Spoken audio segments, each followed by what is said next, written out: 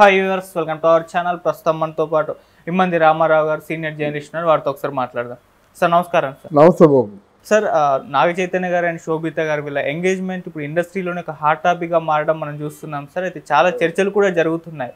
అయితే ఇప్పుడు ఒక ఇంట్రెస్టింగ్ విషయం బయటపడింది. ఏంటి అంటే సార్, గతంలో సమంత గారు ఏం మాయ చేసావే మూవీ తర్వాత నాగ చైతన్య గారికి ఈ రోజే ప్రపోజ్ చేశారు, ఆగస్ట్ 8వ తేదీన అని చెప్పేసి ఒక వార్త వైరల్ అవుతుంది. సో అదే రోజున ఈ రోజు మళ్ళీ శోభిత గారితో ఎంగేజ్మెంట్ చేసుకున్నారు. ఎందుకు సమంత గారు ప్రపోజ్ చేసిన రోజే మన శోభిత గారితో ఎంగేజ్మెంట్ చేసుకోవడంలో ఆంతర్యం ఏమిటి అని చెప్పేసి కొంతమంది నెటిజన్స్ క్వశ్చన్ చేయడం మనం చూస్తున్నాం సార్. మరి దీంట్లో ఉన్న ఆంతర్యం ఏంటి, మీరేం చెప్తారు సార్? వీళ్ళు శ్యాము చైతు ఇద్దరు మంచి ప్రేమికులండి.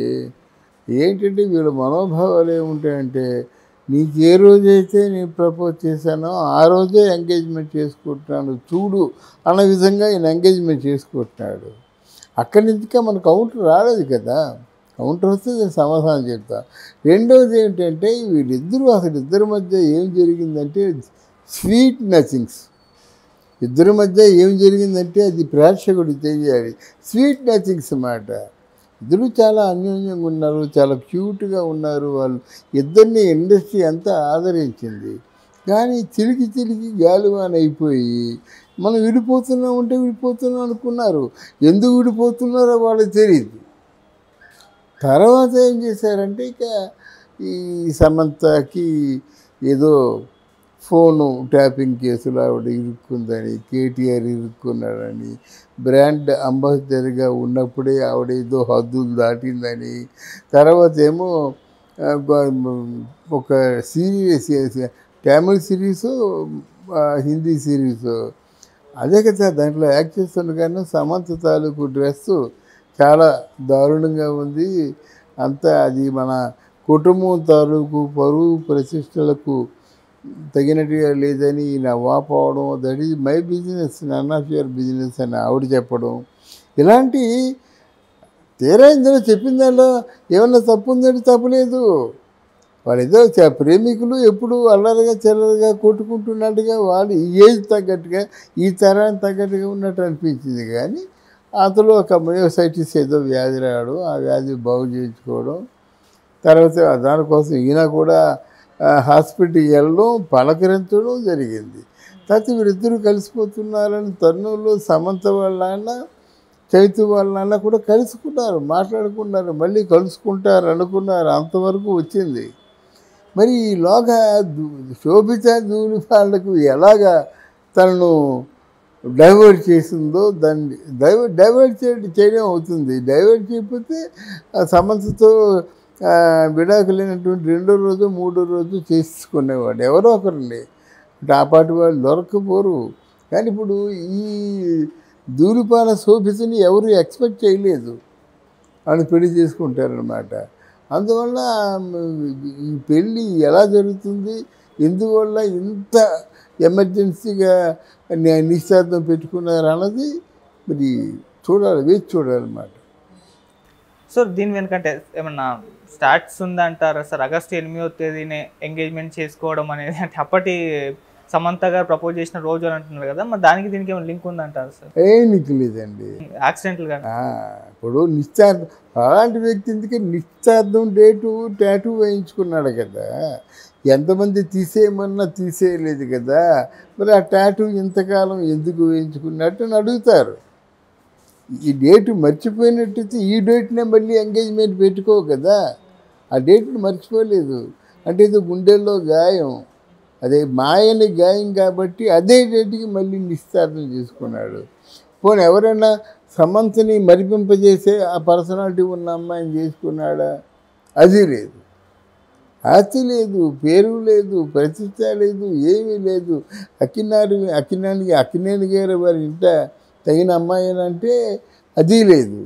మరి ఎందుకు ఇంత ఎమర్జెన్సీగా అది డిక్లేర్ చేసేసి ఆచరించారో అర్థం కావట్లేదు. అంటే ప్రేమ కదా సార్, ప్రేమలో ఇవన్నీ మ్యాటర్ కావు కదా సార్. ప్రేమ వేరండి. ప్రేమ అంటే ప్రేమికులు విడిపోరండి. నిజమైన ప్రేమ ఎప్పుడు మరణించదు. ఈగోలు కాసేపు కొట్టుకున్నా తర్వాత ఏంటంటే వాళ్ళు లేకపోతే వీళ్ళు బ్రతుకులు, వీళ్ళు లేకపోతే వాళ్ళు బ్రతుకులు. That is love, pure love.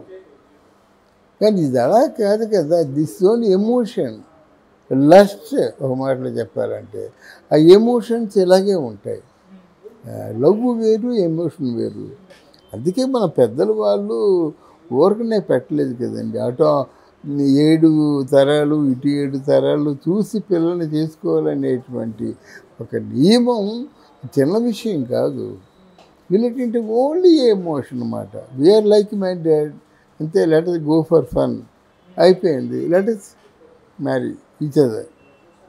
అంతేగాని దీనివల్ల నెంబర్ ఆఫ్ విడాకులు ఈ రోజుని కొన్ని లక్షల విడాకులు అయిపోతున్నాయంటే బికాజ్ ఆఫ్ ఓన్లీ ఎమోషన్స్. ఇది కాకుండా ఇది శోభిత అయినా సరే ఎమోషన్ కాకుండా ప్రేమ అయితే బాగుంటుంది. ప్రేమించే అవకాశాలు లేవు. ఎందుకంటే నేను సమంతని కంపేర్ చేసుకున్న తర్వాత ఈవిడితో నేను చైతన్యని ఊహించుకోలేకపోతున్నాను. మరి సాయి పల్లవైనా బాగున్నావు, ఆయన జీవితానికి ఒక పెద్ద అర్థం, పరమార్థం, ఒక డాక్టరు, అంతా వ్యవహారం బాగుండేది. ఇద్దరు వెళ్ళినా సరే కుటుంబీకుల్లాగా ఉంటారు, సంబంధీకుల్లాగా ఉంటారు. వాళ్ళిద్దరిని చూస్తే మంచి హైఫైగాను, వాడు ఎలాగ డాక్టర్ కదా, వాడు సినిమాలో యాక్ట్ చేసినా మామూలు జీవితంలో కూడా బాగుంటుంది. జనం కూడా ఆశీర్వదించేవారు. మరి ఇప్పుడు కొంచెం విమర్శలు తప్పదు, విమర్శలు వస్తాయి, మనల్ని కూడా తిట్టవచ్చు. ఇప్పుడు నేను చెప్తున్నానంటే నన్ను కూడా తిట్టవచ్చు. తిట్టినా మనం యథార్థమే చెప్పుకున్నాం, యమంది రామారావు చెప్పింది కరెక్ట్గా అనుకుంటారన్నది శాశ్వతంగా మిగిలిపోవాలి. అదే నా తపన. సరే అసలు అంటే వాళ్ళ ఎంగేజ్మెంట్ జరగడం అనేది అందరినీ కూడా షాక్కి గురి చేసింది. సడన్గా ఎంగేజ్మెంట్ అంటే ముందు నుంచే రిలేషన్షిప్లో ఉన్నారు అన్న రూమర్ స్ప్రెడ్ అయ్యి, కాకపోతే కన్ఫర్మేషన్ అయితే ఇద్దరి వైపు నుంచి రాలేదు, దాన్ని ఖండిస్తూనే వచ్చారు. అసలు వీళ్ళ లవ్ స్టోరీ ఎప్పుడు స్టార్ట్ అయింది, వాటి గురించి ఏం చెప్తారు సార్? అంటే ఎప్పుడు వీళ్ళు కలిసారు, అంటే ఏ సినిమా ఇద్దరు కలిసి చేయలేదు? అంతకుముందు ఏదో సినిమాలో ఉన్నారు, ఎక్కడేదో అది మనకి అసలు గుర్తు లేదండి వాళ్ళిద్దరి చరిత్ర. ఆ మధ్య కృతి సనన్న ఎవరు అమ్మాయి ఏదో సినిమాలో యాక్ట్ చేసింది. కృతి సనన్ దోచై మూవీలో చేసింది, దోచై నాగ చైతన్య. కృతి సనన్, కృతి శెట్టి బంగారాజు సినిమాలో చేసింది. ఇది కృతి సనన్ ఎవరో అంత ట్యాముల అమ్మాయి. ఆవిడ కంప్లీట్గా లవ్ చేసినట్టుగానే మాట్లాడేసింది. నేను చైతు గారితో చెప్పుకుంటే ఏం చేయను, నేను ఏం చేయాలన్నా, లేవాలన్నా, కూర్చోవాలన్నా, ఆల్మోస్ట్ అది పెళ్లి చేసుకోవాలన్నా చైతు గారినే పెళ్లి చేసుకుంటానండి. తమాషా ఫిగర్ ఆవిడ. ఇలాంటి వాళ్ళు ఎంతోమంది ఉన్నారు కదా. అలాగే మరి ఈవిడ